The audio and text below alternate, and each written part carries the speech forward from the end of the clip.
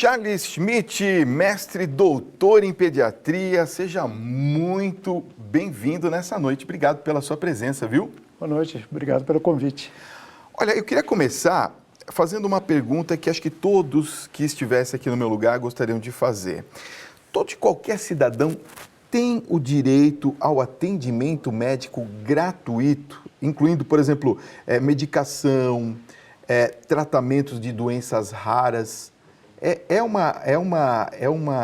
algo garantido pela Constituição? Sim, é algo garantido pela Constituição, mas a Constituição tem a sua interpretação, porque há a questão da integralidade do serviço médico, ou seja, a todos os cidadãos brasileiros, mas tem uma questão de equidade, ou seja, uma questão de justiça. E hoje, com as crises e como o sistema de saúde foi evoluindo, já se passamos mais quase 30 anos da Constituição, nós não temos mais dinheiro para distribuir tão justamente essa quantidade de dinheiro. Várias questões aconteceram durante esse período. Uma é a questão de gestão da saúde pelo governo e seus problemas que teve, e também um envelhecimento muito rápido da população que não se esperava. Hoje a expectativa de vida do povo brasileiro é muito maior do que da época da Constituição. Olha, eu tenho um amigo padre que a mãe dele ficou doente e ele precisou de prótese para ela, por exemplo. Entrou numa fila absurda, para pleitear sua prótese. Coisas assim de 5 a 7 anos, de algo que é premente. Como que uma pessoa que precisa, por exemplo, de uma prótese e está no sistema de saúde gratuito brasileiro, como que ela consegue algo desse nível, por exemplo, que me parece ser emergencial? A questão emergencial tem que ser atendida de forma emergencial. Como eu não tenho gestão adequada do sistema de saúde, e muito importante, nosso sistema de saúde não está integralizado em forma de eu conhecer os dados que acontecem, de quem necessita e quem não precisa de forma urgente. Então, todo mundo sofre com isso dessa forma, porque eu não capto as informações numa cidade do interior ou numa capital, quem está necessitando com mais urgência essa prótese. Então, eu causo o caos. Não existe um sistema, é isso? O sistema não está integrado. Eu não comunico as informações entre os vários setores de atendimento. Então, alguns pacientes repetem o número dos exames sempre que vão em vários médicos e, eventualmente, ele já tem esses exames. O mesmo pode acontecer com a necessidade de prótese. Vários pedem ao mesmo tempo e há uma confusão de dados que necessitam, além do fator corrupção, que é muito grande nesse setor. Então, a má gestão, aliada à corrupção, à falta de dados, cria essa situação que foi que você relatou agora há pouco. Agora, doutor Charles, quando que uma pessoa que está nesta condição, ela precisa efetivamente falar assim, olha, tentei, não consegui, eu preciso utilizar o sistema judiciário. Quando que a pessoa tem que tomar essa decisão? Olha, todo mundo prefere, e as pessoas que estão lidando mais com essa questão, que são os promotores e juízes e o próprio Ministério da Saúde, recentemente a ministra do Supremo Tribunal Federal, Carmen Silva, entrou nessa questão de judicialização, é melhor a negociação. Existem já em algumas cidades alguns setores que ajudam a negociação entre planos de saúde e mesmo o governo. Agora, por que isso? Porque quando o governo vai comprar de forma judicializada, o gasto que o governo tem em comprar essa prótese, ele vai comprar de forma muito mais cara. Ele não vai ter os descontos quando ele compra em maior quantidade. Então, todos nós vamos estar sofrendo, porque uma pessoa judicializou, o custo dessa judicialização vai ser muito mais alto. Então, é sempre melhor negociar com agentes que estão na área de saúde ou órgãos de conciliação a resolução do problema. A judicialização realmente deve ser evitada porque onera ainda muito mais o sistema. Eu acredito nisso. Agora, uma coisa que a gente não pode deixar de comentar é a questão, evidentemente, do Caixa 2, da corrupção Que é interligada, não é? Muito grande.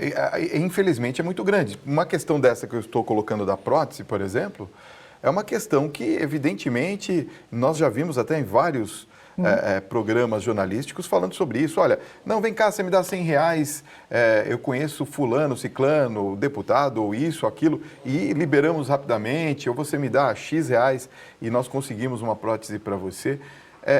Me parece que essa questão fica um pouco frágil quando se diz respeito à corrupção, não é? É extremamente frágil quando não tem os dados, né? Quando eu não tenho uma informação do que está unificada, que é o grande trabalho que deve ser feito né, no sistema de saúde, unificar esses dados, conhecer a população, conhecer quem está atendendo, eu consigo barrar muito esse tipo de corrupção, né? E essa corrupção, ela não acontece sozinho. É advogado, é colega médico, é o político, é o administrador que está ali e que cria uma rede de problemas. Quando isso começa a se tornar muito mais aparente, os próprios juízes, os próprios polícia começam a perceber e ocorre o desbaratamento desse tipo de quadrilha, que forma estelionatos. Isso é um verdadeiro estelionato. Doutor, eu queria colocar aqui uma situação para que a gente possa entender um pouquinho mais, porque nós falamos para o Brasil inteiro, e a realidade brasileira hoje é que nós observamos que não há a menor estrutura mínima de saúde. Não estamos falando de uma estrutura de primeiro mundo, estamos falando de uma estrutura mínima, quer dizer, são pessoas jogadas nos corredores dos hospitais, não tem medicamento, né? Às vezes se tenta ludibriar ou fazer alguma coisa menor para ver, vamos fazer aqui alguma coisa que seja menor, mais próximo da população, mas não se tem estrutura de atendimento, não se tem médicos para atender. O governo, efetivamente, hoje, ele tem como garantir saúde para todos ou nós estamos quebrados? Nós estamos quebrados. Né? Essa é a verdade. Em termos de volume de investimento, não é só investir, mas investir de forma adequada. Eu preciso ter gestores, formação de gestores de saúde e pessoas que vão controlar o sistema. Esse processo não vai ocorrer da noite para o dia. Evidentemente, o novo ministro da Saúde tem isso na cabeça porque ele é mais gestor. Ele tem uma visão de gestor, ele foi prefeito, ele veio da ponta do sistema. Eu não estou aqui defendendo o governo ou qualquer outra questão, mas ele entende o problema e vem procurando discutir com vários agentes da sociedade possíveis soluções. Agora, a população mais empoderada com a informação, sim, tem que exigir dos seus representantes soluções. É obrigação de cada um de nós e fortalecer o sistema único de saúde. Eu fico me perguntando como que os países desenvolvidos têm uma estrutura que funciona, né, e gratuita, né, só com a base dos impostos. É mais ou menos por aí? É mais ou menos por aí quando você tem uma medicina socializada. Por exemplo, na Inglaterra, que tem um sistema já implantado há vários anos, que se chama NICE, que é um controle de informação de custo-efetividade de cada processo ou medicamento que você incorpora no seu sistema de saúde. Então, se faz uma análise e se controla. Eu volto à questão de dados. Se eu for para a Noruega, se eu for para a Suécia, o indivíduo tem o seu conhecimento desde que ele nasce até a morte. Todo mundo sabe o que está acontecendo com ele.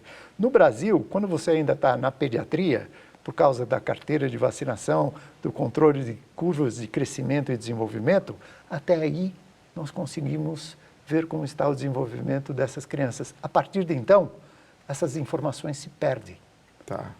E aí é o caos. Sem informação não dá para administrar. Deixa eu ver se eu entendi, doutor Charles. Então, o senhor está querendo dizer que se nós já elaborássemos um sistema de informação unificado, nós já resolveríamos, vamos dizer assim, 70% dos problemas, ou mais.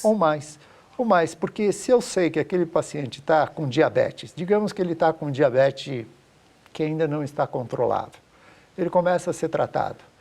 Esse paciente não consegue ser controlado por algum motivo. Ele evolui para um pé diabético.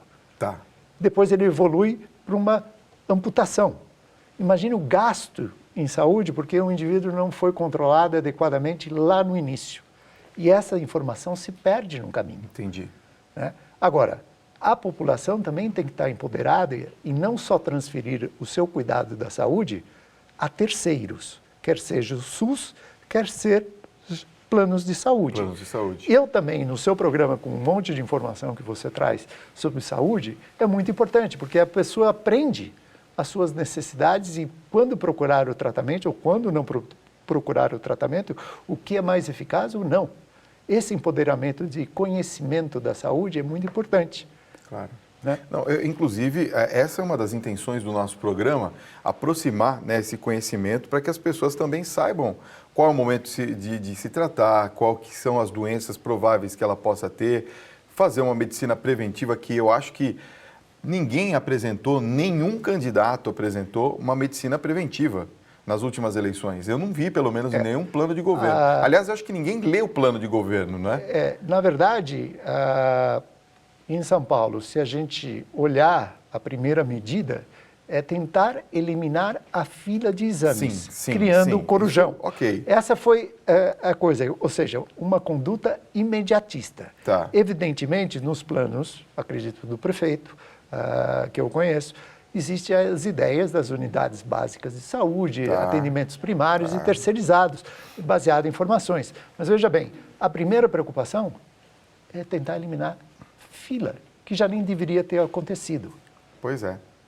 Agora, com relação aos planos de saúde, a gente sabe que hoje quem tem plano de saúde, principalmente quem é idoso, eu me recordo da minha mãe, que já faleceu, mas quando nós tínhamos que pagar o plano de saúde, começou a aumentar de uma maneira absurda e a gente chegava ao ponto de que você falava, bom, e agora o que a gente faz, né? Porque não tem como retroagir os valores que são praticados pelos planos de saúde. Um plano de saúde, por exemplo, ele pode ser acionado na justiça? Sim, ele é acionado com grande frequência, o que também não é adequado, porque é o mesmo processo. Tá. Quando eu faço a judicialização, esse custo da judicialização vai ser distribuído a todos os associados do plano de saúde. Por isso que o seu plano não sobe igual à inflação. Tá. Todo mundo que judicializou o plano de saúde vai pagar e vai pagar entre todos. Em 30 segundos, os planos de saúde populares, aquelas clínicas populares que fazem aquelas consultas mais baratas, o senhor acha que é uma solução isso? Ou primeiro deveria se preocupar... Uma grande maquiagem, né? Primeiro deveria se perguntar o que é uma clínica popular. Né? Eu não consigo nem definir uma clínica popular. Tá. Eu colocaria que as clínicas deveriam ser clínicas de dignidade. Tá. Realmente é um mecanismo que é quase impossível atender um paciente em 5 a 10 minutos. É impossível.